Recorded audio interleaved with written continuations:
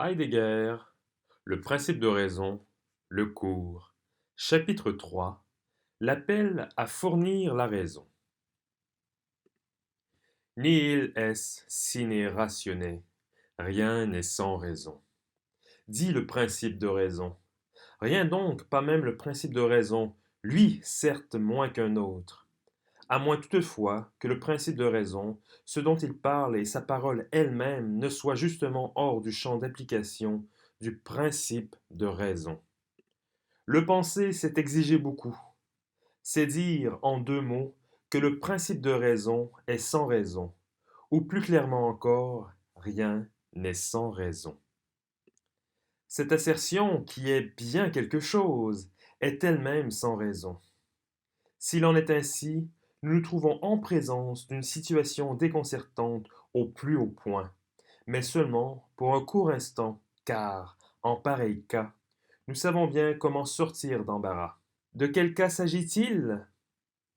Rien sans raison. L'assertion est elle-même sans raison. La contradiction est manifeste. Or, ce qui est en soi contradictoire ne peut être. Ainsi parle le principe de contradiction. Il s'énonce sous forme brève. Esse non postes quod implicat contradictionem. Ce qui implique en soi contradiction ne peut être. En quelque temps, au lieu que nous cherchions à atteindre ce qui peut être ou ce qui est réellement, il nous faut éviter les contradictions, c'est-à-dire nous plier au principe de contradiction. Aussi tout effort vers une connaissance certaine de ce qui est vise-t-il non seulement à éviter les contradictions, mais encore à résoudre les contradictions rencontrées grâce à des hypothèses nouvelles et appropriées. La science travaille à éliminer progressivement les contradictions révélées dans les théories et les discordances constatées entre les faits observés. Ce style de pensée représentative caractérise la passion de la science moderne. Le principe de contradiction, l'absolue soumission qu'il exige, tel est l'aiguillon caché qui fait avancer la science moderne. Mais quelle est la situation dans notre cas? Définie par la formule, le principe suprême de raison est sans raison. Le principe de contradiction nous interdit de penser de la sorte.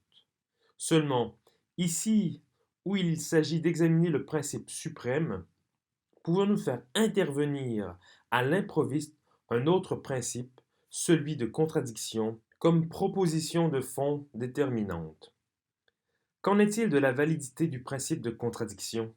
Pouvons-nous le poser comme proposition de fond sans examiner ce qu'est une proposition et ce qu'est un fond? L'appel constant qui est fait au principe de contradiction peut bien être pour les sciences la chose la plus claire du monde. Quoique, cependant, connaît l'histoire de ce principe doit reconnaître que l'interprétation de son contenu est déjà une entreprise très délicate. En outre et surtout, depuis bientôt 150 ans, un livre existe qui s'appelle La science de la logique de Hegel. Il montre que ni la contradiction ni le conflit ne sont une raison s'opposant à ce qu'une chose soit réelle. La contradiction est bien plutôt la vie interne de la réalité du réel. Cette interprétation de l'être et de l'efficience de la contradiction est la pièce centrale de la métaphysique d'Hegel. D'aucune manière, depuis la logique de Hegel, il n'est plus immédiatement certain que là où se rencontre une contradiction, le contradictoire ne puisse tout de même être réel. Ainsi donc, dans le champ de nos réflexions sur le principe de raison, c'est à bien des égards aller trop vite en besogne que d'en appeler tout de suite, sans trop y penser, au principe de contradiction et de déclarer le principe de raison sans raison, voilà qui se conduit et qui est donc impossible. Mais à vrai dire, comment imaginer cet état de choses? Le principe de raison sans raison. En fait, dès que nous nous représentons quelque chose, nous nous le représentons comme ceci ou comme cela, avec ce comme ceci, comme cela, Nous logeons quelque part la chose représentée. Nous les déposons, pour ainsi dire, nous la posons sur un fond, Grund. Partout, notre représentation a recours à un fond. Le principe de raison sans raison, voilà qui nous paraît irréprésentable. Mais irréprésentable ne veut aucunement dire impensable, s'il est vrai que la représentation n'épuise pas la pensée. Mais si nous maintenons que le principe de raison lui-même, avant toute autre chose, a une raison, nous n'échappons pas alors à la question. Quelle est la raison du principe de raison et quelle sorte est cette raison? Certainement rare et singulière. Le principe de raison est accepté comme principe. Nous affirmons même qu'il est le principe suprême, à savoir la raison de toutes les propositions, ce qui veut dire de la proposition comme telle. Pareille affirmation implique que le principe de raison, c'est-à-dire ce qu'il dit, soit la raison de l'être de la proposition, de l'énonciation, de l'être du dire comme tel. Ce dont parle le principe de raison est la raison de l'être du langage, pensée qui va loin. Aussi, pour la suivre, nous faut-il commencer par ce qui nous est le plus proche. Si le principe de raison était la plus haute de toutes les propositions, il serait en même temps et dans tous les cas la raison de la proposition. La proposition, le principe de raison, est la raison de la proposition. Nous sommes pris dans un tourbillon. Nous entraîne-t-il réellement? Ou est-ce seulement de l'extérieur que nous observons ceci, la proposition de raison en tant que raison de la proposition, à l'apparence d'un tourbillon? Si nous pouvions arriver aussi vite dans le tourbillon et surtout en son centre, voilà qui serait profitable et dont il faudrait se réjouir. Car on dit que ce qui règne au centre d'un tourbillon, c'est le calme. Mais tout d'abord, la région du principe de raison ne nous est pas familière et le chemin qui y mène tout aussi peu. Nous observons que le chemin et la région sont couverts d'ombre et de lumière et que la lumière y est faible. Cette lumière consiste seulement en ceci qu'on affirme l'évidence du principe de raison. Que de telles propositions soient immédiatement évidentes, on l'admet généralement quand il s'agit des propositions de fond, Grundsatz, qu'on appelle aussi principe ou axiome. Mais il nous est parvenu finalement qu'on ne saurait approuver les yeux fermés cette manière facile et improvisée de parler des axiomes, principes et propositions de fond, en glissant pour ainsi dire à leur surface, après les avoir tous fait fluer dans le lit bien aplani d'une même signification. Car les trois termes, le grec axioma, le latin principium et l'allemand Grundsatz, nous parlent à partir de domaines de représentation totalement différents. Derrière cette différence apparemment anodine des significations se cache le trait fondamental de l'histoire de la pensée occidentale. L'histoire est entendue ici non pas comme un dessin passé, mais comme un dessin qui dure encore et qui nous marque aujourd'hui plus près qu'il ne l'aura jamais fait. Entre-temps, depuis des siècles, on s'est accordé sur une façon de parler et de penser usée et sans relief. Les axiomes sont les principes estimés de préférence à tous les autres et suprêmes eu égard à d'autres principes qui leur sont subordonnés.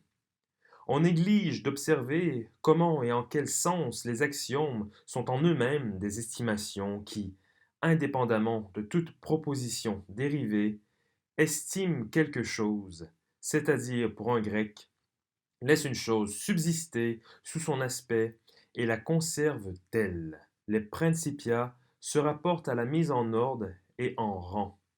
Les Grundsatz, propositions de fond, nous disent, par la simple forme de leur nom, que leur secteur d'ordre, où l'on range habituellement les axiomes et les principes, est le secteur des propositions. Ce qui nous semble-t-il va de soi et n'éveille en nous aucune observation.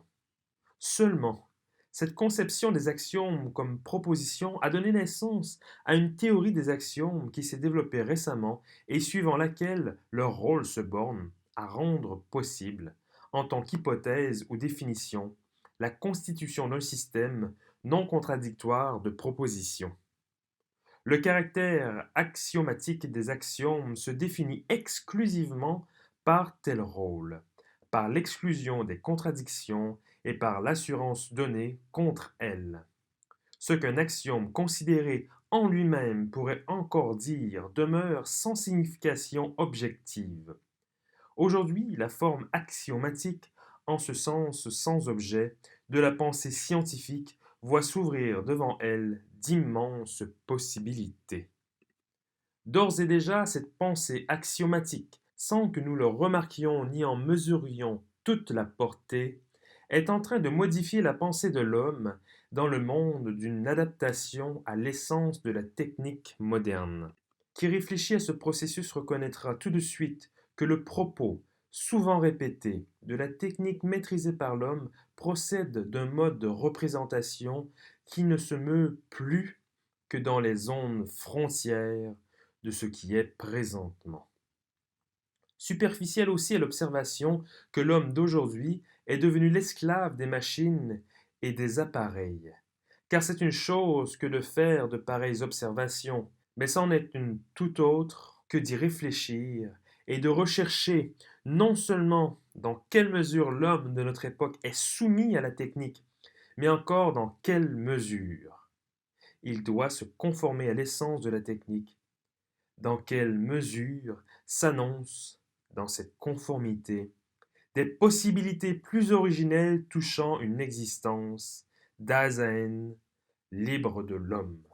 La construction du monde par la technique et la science étend ses propres présentations jusqu'à la mise en forme de tous les fonds, qui dans un tel monde s'efforcent de percer au jour. C'est pourquoi ce qu'on appelle improprement l'art abstrait a sa fonction légitime dans le domaine de cette construction du monde par la technique et la science.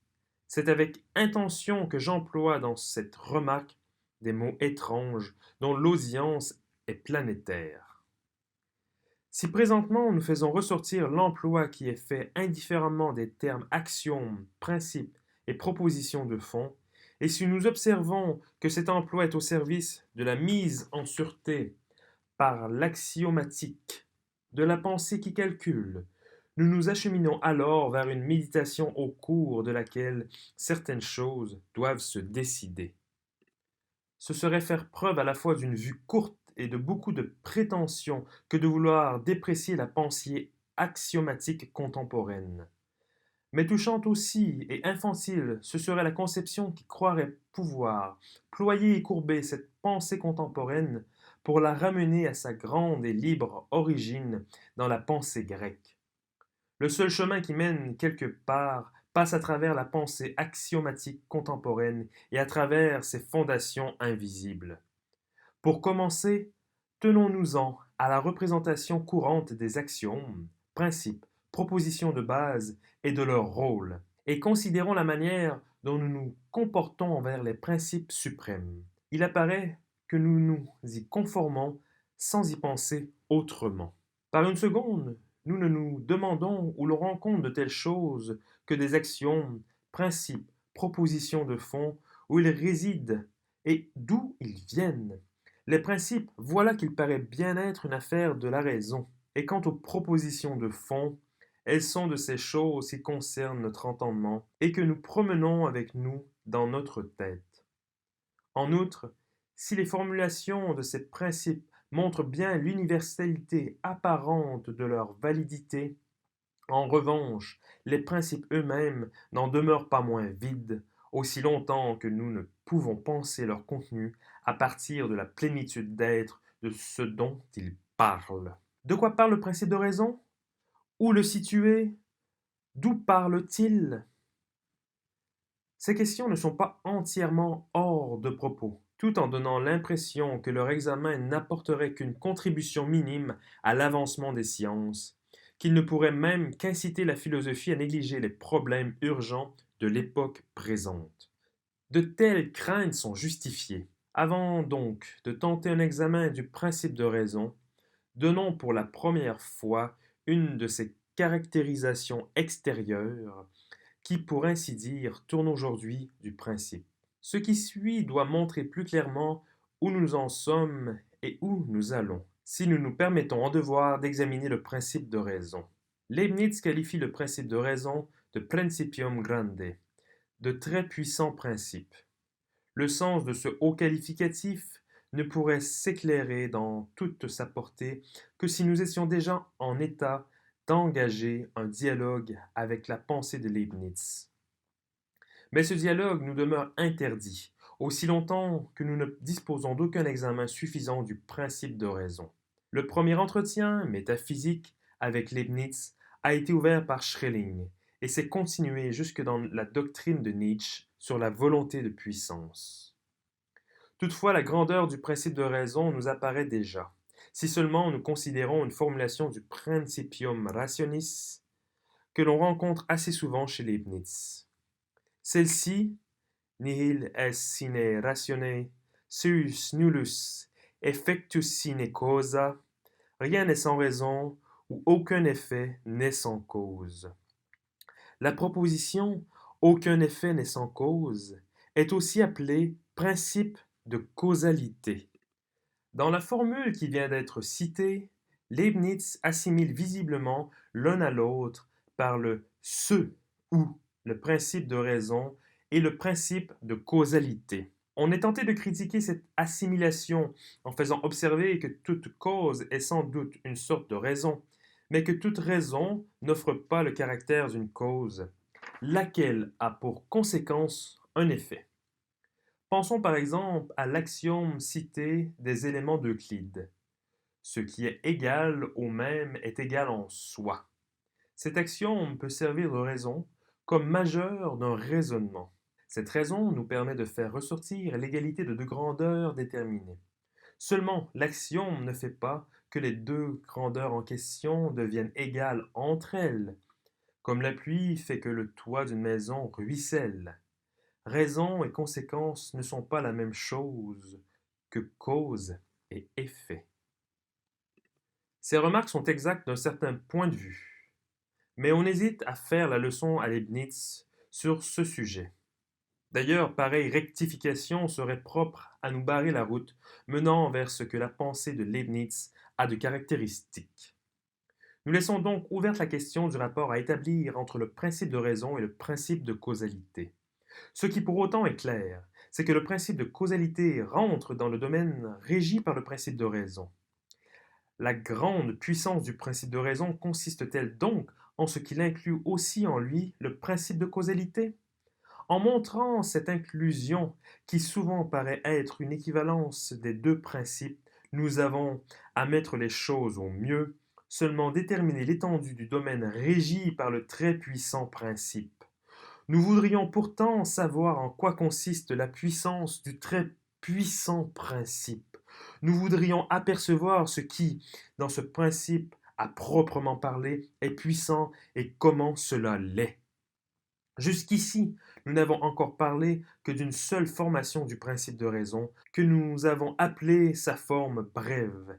Elle est abrégée par comparaison avec celle de Leibniz, considère comme la formulation authentique, rigoureuse et par conséquent la seule qui fasse autorité. Dans un traité tardif, Specimen Inventorium cf. Philo, Schriften, édition Gerhardt, 7, page 309, Leibniz écrit Duo sunt prima, principia omnium, ratiosi nationum, principium nempe contradictionis, et principium rendede rationis. Il y en a deux principes premiers de tous les raisonnements, je veux dire le principe de contradiction et le principe rendede rationis. Le second principe nommé affirme que quodomis veritatis redi ratio potestes ibid, ce que toute vérité, c'est-à-dire suivant Leibniz, que toute proposition vraie, on peut rendre la raison. Pour Leibniz, le principium rationis est rigoureusement parlant le principium rendere rationis. Rationem rendere veut dire rendre raison. Pourquoi la rendre et à qui la rendre? Le ré intervient ici parce que dans les raisonnements et plus généralement dans la connaissance, il s'agit de la présentation des objets. Le latin philosophique le dit clairement. La présentation, Vorstellen, est representatio. La chose rencontrée est apportée au moi, qui se représente rapportée à lui. Elle lui est présentée, placée en face de lui, dans une présence. Conformément au principium rendere rationis, il faut que l'acte de présentation, s'il doit être connaissant, apporte à la représentation la raison de la chose rencontrée, c'est-à-dire à lui rendre, rendere, dans la représentation qu'il connaît, la raison est apportée au moi connaissant. Telle est l'exigence du principium rationis. C'est pourquoi ce dernier est pour Leibniz le principe de la raison qui doit être rendu. Au sujet du principe de raison, ainsi qualifié de principium rendere rationis, Leibniz ajoute Vel ut vudgo adjoan, aonil fit sine cosa. Ou comme on dit d'ordinaire, que rien n'arrive sans cause. Leibniz distingue la forme vulgaire du principe de raison de sa forme philosophique pensante. Du passage cité et d'autres semblables, il ressort que pour atteindre la forme rigoureuse du principe de raison, il faut se représenter celui-ci comme principe de démonstration, c'est-à-dire, en un sens plus large, comme principe d'énonciation. Duobus utor in demonstrado principi. Dans les démonstrations, j'utilise deux principes. Leibniz pense au principe de contradiction et au principe de raison. Pour lui, le principe de raison est un principe valable pour les propositions et énonciations, et d'abord pour celles de la connaissance philosophique et scientifique. Le principe de raison est le principe de l'apport, toujours possible et nécessaire, de la raison d'une proposition vraie.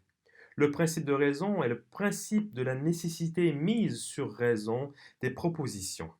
La puissance du principe consiste en ceci qu'il régit complètement, dirige et soutient toute connaissance qui s'énonce dans des propositions. Maintenant, la forme rigoureuse du principe de raison comme principium rendere rationis implique manifestement une restriction.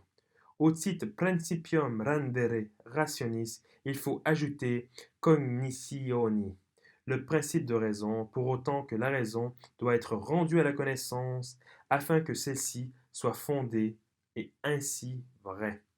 Le principium rendere rationis ne concerne donc que la connaissance, mais non pas, semble-t-il, tout ce qui à côté d'elle est encore de quelque manière.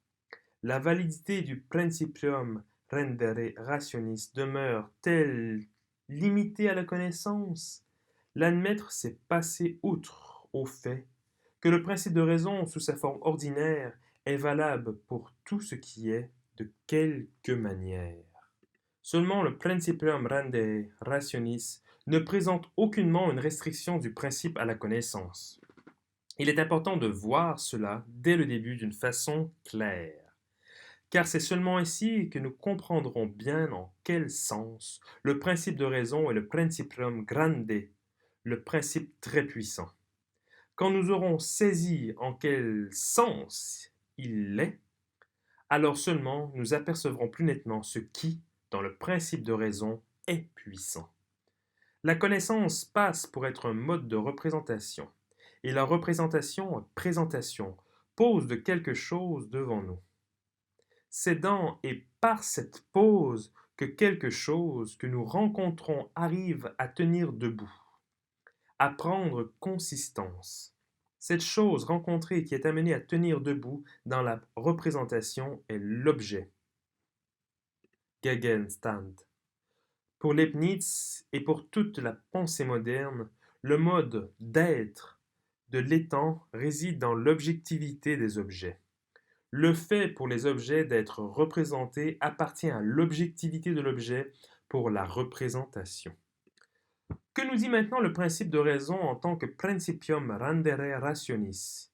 Il nous dit que cette représentation et ce qu'elle représente, c'est-à-dire l'objet dans son opposition, Gegenstand, doit être fondée. Pourtant, l'opposition de l'objet constitue de la façon dont l'objet comme tel se tient, c'est-à-dire est. La formulation rigoureuse du principe de raison comme principium rendere rationis n'est donc pas une restriction du principe de raison. Au contraire, le principium rendere rationis vaut pour tout ce qui est objet, c'est-à-dire pour tout ce qui est au sens indiqué. La formulation rigoureuse du principe de raison comme principium rendere rationis relève aussi une interprétation décisive et nettement orientée de ce que dit le principe de raison non précisé. Rien n'est sans raison. Formule qui veut dire maintenant quelque chose n'est, c'est-à-dire n'est légitimé comme étant, que s'il est énoncé dans une proposition qui satisfasse au principe de raison entendu comme principe de fondation sur raison. La puissance du principe de raison se manifeste en ceci que le principium rendere rationis, lequel en apparence n'est qu'un principe du connaître, devient en même temps et précisément comme principe du connaître le principe applicable à tout ce qui est. Si Leibniz a pu découvrir le principe de raison comme tel, principe auquel, parce que ses premières résonances ont toujours été perçues, on se conformait déjà depuis plusieurs siècles, c'est parce qu'il se vit conduit à formuler le principe de raison comme principium rendere rationis.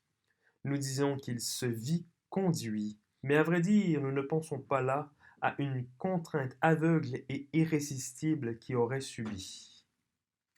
Nous pensons à la liberté avec laquelle Leibniz discerna, à son époque, un appel décisif dans la parole encore lointaine, mais déjà perceptible du principe de raison et, au sens littéral, amena cet appel à parler, dans une parole où s'énonce la teneur d'une proposition qui n'avait pas encore été posée comme principe.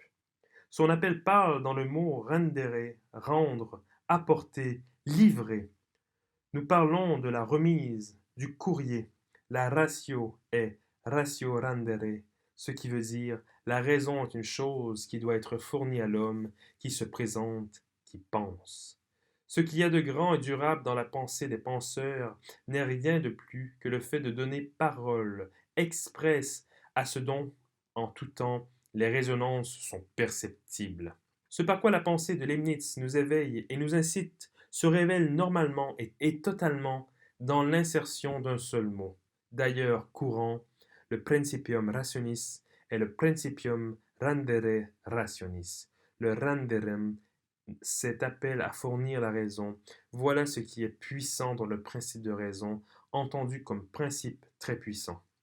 Le renderem, cet appel à fournir la raison, parle maintenant sans cesse et sans discussion possible, d'un bout à l'autre de l'époque moderne et encore par-delà nous-mêmes, les hommes d'aujourd'hui. Le randedum, cet appel à fournir la raison, c'est à présent glissé entre l'homme qui pense et son monde pour se rendre maître d'une façon nouvelle de la pensée représentative de l'homme. Nous autres qui nous trouvons ici aujourd'hui, avons-nous déjà senti cette puissance du très puissant principe de raison? L'avons-nous surtout éprouvé comme tel et en outre médité suffisamment? Si nous ne voulons pas nous leurrer, nous tous ne pouvons que répondre non. Nous tous, dis-je, y compris ceux qui, à diverses reprises, se sont déjà formés quelques pensées sur l'être de la raison. Où en sommes-nous aujourd'hui? Avec un zèle extrême, nous étudions les sciences. Nous apprenons à connaître leur domaine dans leurs moindres détails et jusque dans les coins les plus reculés. Nous nous entraînons aux méthodes scientifiques. Nous allons même écouter des exposés qui dépassent toute spécialité. Nous ne perdons pas de vue l'ensemble des sciences. Nous nous laissons dire volontiers que les domaines de la nature et de l'histoire ne sont nullement séparés l'un de l'autre par un abîme aussi large et aussi abrupt que pouvait le faire croire l'instruction des facultés universitaires séparées. Partout, Dans l'étude des sciences, on est heureux de voir à l'œuvre un esprit alerte et actif.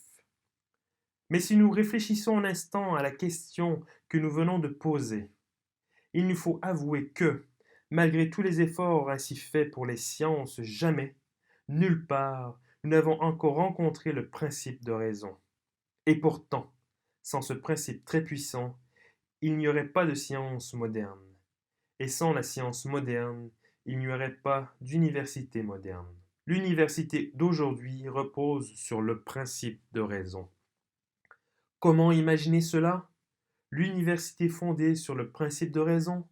Pouvons-nous nous permettre une telle affirmation?